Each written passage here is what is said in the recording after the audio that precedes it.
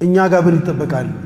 መጅሊስ ማለት አሁን ባዶ ወንበር ነው የተቀበሉት፣ ባዶ ቢሮ ነው የተቀበሉት፣ ባዶ ካዝና ነው የተቀበሉት፣ ባዶ ሸልፍ ነው መደርደሪያውም።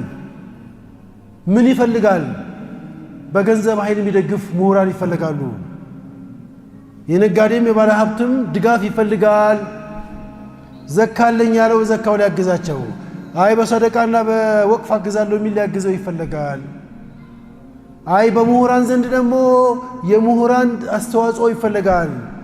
ፕሮጀክቶች እየቀረጹ ይሄን ብናረገው፣ ይሄን ብናስተይዘው፣ ኡማውን በዚህ አቅጣጫ ብንመራው፣ ይሄን የሚል ከዘመናዊ ትምህርት የምንለው የወሰዱ ሰዎች ይፈልጋል። ከወጣቱም እንደዚሁ የወጣት ተግባር ይፈልጋል። ከዑለሞች በሐቅ መምራትና በትክክለኛ ፈትዋ መስጠት፣ ከፊት ለፊት ሆኖ መምራት። ካሁን ቀደም በነበረው መጅሊስ ላይ የዑለሞች ተሳትፎ ስንት ፐርሰንት ነበር?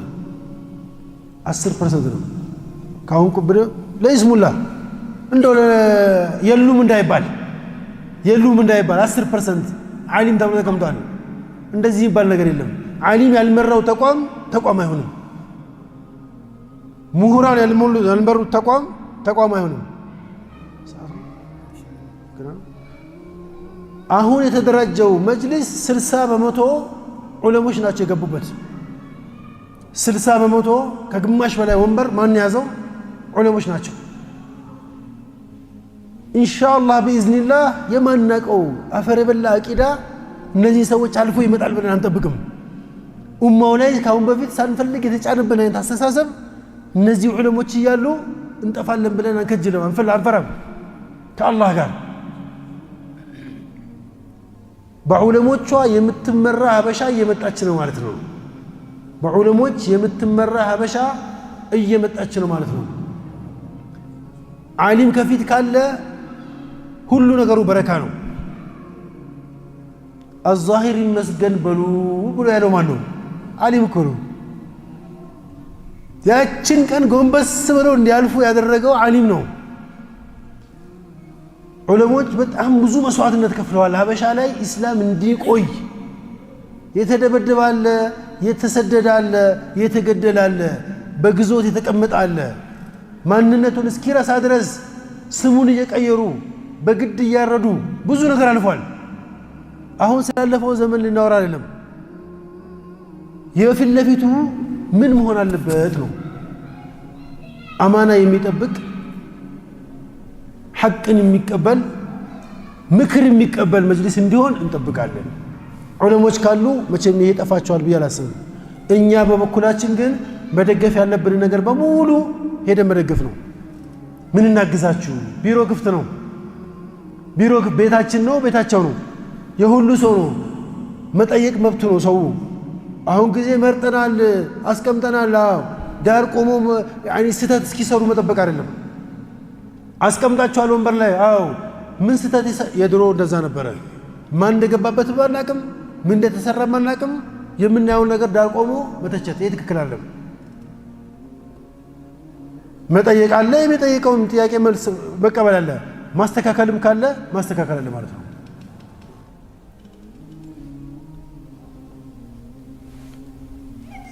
لا تسأل الإمارة ሹመትን አትጠይቅ አሉ الرسول عليه الصلاة والسلام። ጠይቀህ ካገኘሃት፣ ሳትጠይቅ ካገኘሃት ኡዒንተ ዓለይሃ ትታገዛለህ፣ አላህ ይደግፍሃል አሉ። ሳትጠይቅ ከሆነ አላህ ያግዛል አሉ። በግድ ሙጭጭ ብለህ እኔን ካልመረጣችሁም የገሌ ልጅ ነኝ የእነንትና ሰፈር ነኝ ብለህ ሙጭጭ ብለህ ገግመህ ከሄድክ ግን አላህ ራስህን ይተውሃል ከስልጣን ጋር። የሰው ቀልብ መምራት፣ የሰው ልጅ መምራት በጣም ከባድ ነው። ራስ ላይ ከጣለ ደግሞ የቂያም ቀን ይጠይቃል ማለት ነው። ስለዚህ በእኛ በኩል አማና የሚጠብቅ ተከታይ ተመሪ መሆን አለብን። መጅሊሳችንም አማና የሚጠብቅ ጥሩ መሪ መሆን አለበት። ይሄ የሚሆነው ግን በየሶሻል ሚዲያው በመተማማት በየሶሻል ሚዲያው እየመጡ ቅውር በማድረግ አይደለም። ታውቀዋለህ እንደሆነ መጅሊስ ያለ ድውል አድርገህ እንደዚህ ያለ ነው ማስተካከል አለ፣ አስተካክሉ፣ እንዲያረጋችሁት ለምንድን ነው? አሁን ጊዜ ወሬ እዚህ ጋር አውራት እንጂ አሜሪካ በሰከንድ ውስጥ ጠብ ትላለች አይደል? ከባድ ዘመን ያለ ነው። ይሄ ዘመን ላይ እሳት ከተጫረ ለማጥፋት ከባድ ነው፣ ስርጭቱ ፈጣን ነው። የወሬ እሳት ደግሞ ከባድ ነው። ይሄን ሁሉ የምናገረው ምንድነው? እኛው ራሳችን የገነባነው ቤት ባለማወቅ እኛው ራሳችን እንዳናፈርሰው ነው።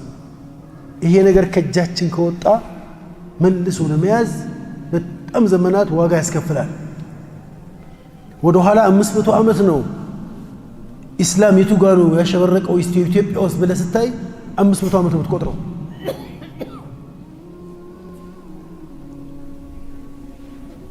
በቅጽል ስም እየጠሯቸው ሙጃሂዶቻችን ኢስላምን አበሻ ላይ ለማንሰራፋት ብዙ ታግለዋል።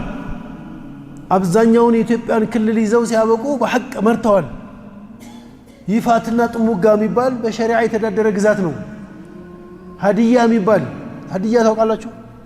ሀዲያ ማለት የሆነ ጊዜ ላይ 100% ሙስሊም የነበረ አሁን ደግሞ 100% ከእስላም ውጪ የሆነ ማህበረሰብ ሀዲያ የሚባል ደቡብ ውስጥ ያለ ደቡብ ማን አጠፋው?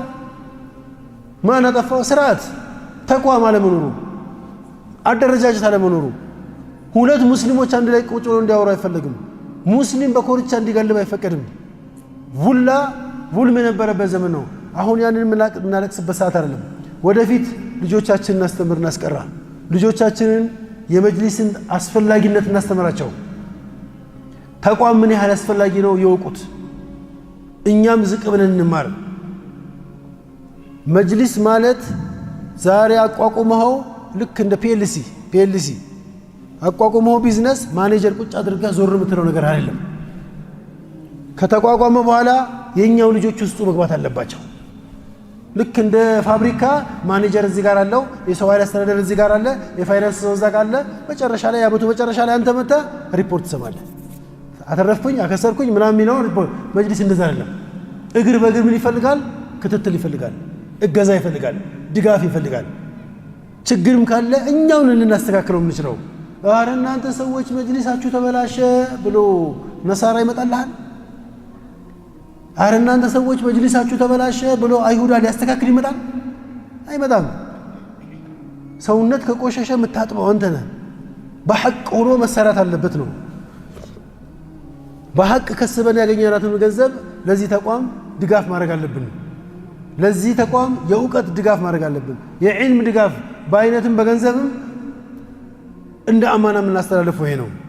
ከመሪ ይህን የምንጠብቅ ከሆነ ከተመሪው ደግሞ አላህን ፈርቶ መታዘዝን ካገኘን ይሄ ኡማ ወደፊት ወዴት ነው የሚሄደው? ዙላን የምናወርድበትን ጭቆና የምናወርድበትን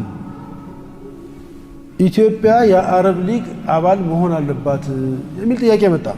እንደ መንግስት ኢትዮጵያ የአረብ ሊግ አባል መሆን አለባት የሚል ጥያቄ መጣ። የአረብ ሊግ አባል እንድትሆን እንደ ተቋም ነው የሚጠየቀው። መንግስትና መንግስት በደብዳቤ ነው የሚያወራው ብያለሁ አይደል? ተቋምና ተቋም አይደለም። የአረብ ሊግ አባል መሆን አለባት ሲባል የትኛው የመንግስት ሴክተር የትኛው የመንግስት ተቋም ይህን ጥያቄ አቅርብ ተብሎ ሲፈለግ የት ነው የተገኘው? የኢትዮጵያ እስልምና ጉዳዮች ከፍተኛ ምክር ቤት።